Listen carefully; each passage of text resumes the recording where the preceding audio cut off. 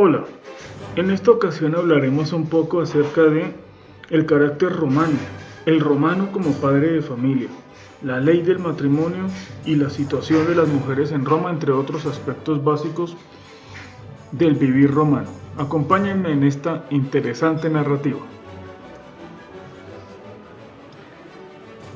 El carácter romano, como se nos exhibe bajo la fuerte luz de la historia, es una producción muy compleja que combina elementos extraídos de todas las costas del Mediterráneo, y debemos ser cautelosos si queremos comprender las características esenciales de su grandeza y simplicidad originales. No olvidemos que no existen documentos contemporáneos de los primeros 5 siglos posteriores a la fundación de Roma, y este fue el verdadero periodo de grandeza romana, luego que los poetas e historiadores del imperio volteaban a mirar con cariñoso pesar. Sin embargo, si examinamos a nuestras fuentes de consulta con criterio, podemos esperar recuperar alguna imagen tenue de esa era grande y silenciosa. En la juventud de su nación, los romanos sabían cómo combinar las ventajas de la vida en la ciudad y en el campo. Un simple granjero, que pasa todos los días cultivando el suelo, tiende a ser una criatura un poco silvestre, salvaje, aislado de las necesidades más elevadas y los instintos más altos del hombre civilizado. El simple ciudadano cuya vida es una perpetua violación de todas las leyes naturales, inevitablemente se atrofia y deforma por igual en cuerpo y en mente. El romano primitivo evitaba ambos extremos y así lograba un desarrollo armonioso en ambos sentidos. Buscaba la tierra para su sustento y pasaba la mayor parte de su tiempo al aire libre practicando las actividades saludables de los campos. Pero también era un ciudadano que desde los tiempos más antiguos tenía cierta participación, al menos en los asuntos nacionales, y después del establecimiento de la República. Podía acceder al mando de ejércitos y los puestos más altos del Estado. A diferencia de los griegos, que eran principalmente un pueblo marinero, los romanos nunca se hicieron a la mar con gusto, y así escaparon del carácter voluble e inquieto que en última instancia hizo de esta raza tan talentosa un objeto de ridículo para sus severos parientes griegos. Se mantuvieron fieles a la tierra y de ella extraían su sustento y sus virtudes hogareñas. Catón el Viejo, quien vivió como un monumento a las virtudes antiguas, en una era en que las costumbres romanas ya estaban desapareciendo, fue un granjero entusiasta y escribió un tratado sobre agricultura que todavía sobrevive. Para nuestros ancestros, dice en la introducción, un buen hombre significaba un buen granjero. Los que se dedicaban a la agricultura son los soldados más valientes y más activos, y los beneficios que se obtienen de la tierra son los más constantes, los más virtuosos y los menos expuestos a sospechas. Lo que es más, la dura vida de un granjero le deja poco tiempo para malos pensamientos. Y no importa lo que podamos pensar de las famosas historias que nos hablan de cómo el granjero dejó el arado para convertirse en dictador, y el dictador volvió a su arado cuando salvó a su país, pues tales leyendas, si lo son, solo pudieron surgir entre personas cuya principal ocupación era la agricultura. Pero bueno, un estado de agricultura en esas lejanas épocas era también un estado de guerra, y podía llamarse al granjero en cualquier momento para que se convirtiera en soldado. Para el campesino latino, rodeado por 3 lados por feroces tribus de las tierras altas, por ejemplo los ecuos, los sabinos y los volscos, el robo de ganado y las intromisiones a sus campos de cereales debieron ser incidentes tan familiares como lo fueron en tiempos posteriores para los ahorrativos habitantes de la frontera escocesa. Una vida así, dividida entre el trabajo duro del campo y los peligros de la guerra y de las persecuciones, estaba sumamente adaptada para desarrollar toda cualidad enérgica y varonil. Los medios para una cultura más liberal siempre estaban a la mano, en la vigorosa comunidad cívica que cada año iba extendiéndose de colina en colina en las márgenes del río Tíber. De cazador a nómada, de nómada a granjero, de granjero a ciudadano. Estas eran las etapas sucesivas con las que los hombres emergen poco a poco de la barbarie a la civilización. Para que las operaciones de la agricultura tengan éxito se requiere un hogar fijo y un lugar para vivir estable. Y esto nos lleva a otra característica de carácter romano natural: su intenso sentimiento por su casa, ya que, como bien sabemos, eran bastante hogareños. El apego del griego era hacia su ciudad. Los vínculos con el hogar, en el sentido más estrecho de la palabra, tenían, hablando comparativamente, solo una débil atracción sobre sus afectos. Su hogar era el mercado, el gimnasio, el teatro. Pero para los romanos la palabra hogar era sagrada, dedicada a la veneración de lares y penates,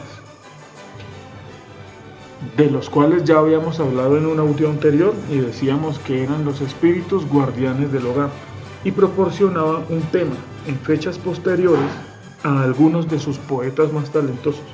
Tampoco se rompía el vínculo con la muerte, ya que los espíritus de los seres amados rondaban el hogar familiar, vigilando con afecto a los que se quedaban, protegiéndolos de toda influencia maligna y recibiendo una recompensa de agradecimiento en oraciones, ofrendas de gratitud de los sobrevivientes. Y así el hogar recibía un significado espiritual que lo elevaba por encima de las asociaciones más burdas de las simples necesidades corporales. Donde hay una casa debe haber un jefe, y para los romanos el jefe natural de la casa es el padre, el sostén, a quien todos los habitantes de la casa se dirigen para recibir el sustento, y al que algunos de ellos deben su existencia misma. Ahora los romanos eran lógicos, severos, e impulsaron este principio hasta sus últimos límites. Bueno, la idea de paternidad corre por todas sus instituciones políticas, religiosas y domésticas. El rey es el padre del pueblo, y el padre es el rey en su propio hogar. Los jefes de las principales casas inscritos como senadores, primero por el rey, luego por el cónsul y después por el censor, tienen un título colectivo de padres conscriptos. El mismo principio se invocaba para dar una sanción religiosa a la relación entre patrón y cliente. Y la jactancia más orgullosa del gran patriota Cicerón era que ostentaba el título de padre, que le fue otorgado por el Senado después de que acabó con la conspiración de Catilina. Ahora, hablemos del romano como padre de una manera más específica. En su propio hogar, el romano gobernaba con un dominio casi despótico. Según su propia autoridad y sin tener que apegarse a ninguna ley, un padre podía castigar a su hijo con azotes, con prisión o incluso hasta la muerte. Hablando formalmente, la relación de un hijo con su padre era en todos sentidos como la de un esclavo, que era el títere, la pertenencia de su amo y que podía venderse como cualquier otra pieza o un bien inmueble, un lleva y trae. De hecho, el hijo estaba en un estado de dependencia más humillante muchas veces que los mismos esclavos, ya que el esclavo que había sido vendido y que después era liberado por su nuevo dueño se convertía en un hombre libre, mientras que en el caso de un hijo este proceso tenía que repetirse 3 veces antes de que se convirtiera en su propio dueño. El derecho a la ejecución sumaria, que da un lustre dudoso al nombre del primer Bruto, que fue ejercido por Manlio Torcuato y por muchos otros padres romanos hasta el último siglo de la República y no se derogó hasta el siglo IV después de Cristo. de la ley del matrimonio. El mismo sistema de disciplina férrea y de mando sin control gobernaba las relaciones entre marido y mujer. La forma más primitiva de matrimonio entre los soldados era un sacramento. Entre los romanos era un sacramento. Y el vínculo que se formaba era indisoluble. Cuando el pan consagrado que daba su nombre a la ceremonia se rompía y se pronunciaban las palabras solemnes, la mujer pasaba por completo y por el resto de su vida al dominio de su marido. Desde ese momento existía solo en él y para él. Era su señor, su amo, su juez. Si se rebelaba en contra de su autoridad, el marido fijaba y aplicaba el castigo que éste determinase. En el caso de transgresiones más graves, el castigo era la muerte, y entre ellos estaban la ebriedad y la violación del voto matrimonial como algo totalmente atroz e imperdonable. Tan severas eran las leyes con que estos viejos romanos buscaban resguardar la santidad del matrimonio, considerándolo la fuente de todo bien público y privado, que debe protegerse a cualquier costo contra la contaminación. Y tan efectivas fueron las protecciones, que por más de 5 siglos el divorcio les era absolutamente desconocido. El matrimonio sacramental estaba limitado a los patricios. Entre los plebeyos bastaba con celebrar un contrato. Y en tiempos posteriores, este vínculo poco rígido se extendió a ambas órdenes. Conforme la forma de vida se volvía más indulgente y más lujosa, el estándar de la pureza doméstica se hundió cada vez más y le siguió un libertinaje general que desafiaba todos los esfuerzos de los legisladores y de todos los discursos de los moralistas. De la situación femenina. Las mujeres de Roma, según el sistema de gobierno original, quedaron en un pupilaje perpetuo, ya que una mujer, de acuerdo con la antigua teoría de la jurisprudencia, era una niña que debía ser guiada, custodiada y dirigida por su propio bien. Que una mujer participara en los asuntos públicos o que apareciera sin compañía en sitios para hombres era algo monstruoso y desnaturalizado para los romanos. El epitafio de una matrona romana antigua, el registro máximo de una vida bien empleada, se resumía en estas palabras concisas y expresivas. Se sentaba en el hogar a tejer. No fue hasta los tiempos imperiales que encontramos los nombres de mujeres que participaron notoriamente en la arena de la vida pública. Sin embargo, a pesar de que el antiguo sistema se mantuvo inquebrantable, en más de una ocasión las mujeres de Roma violaron las prohibiciones y causaron grave incomodidad y alarma a las autoridades.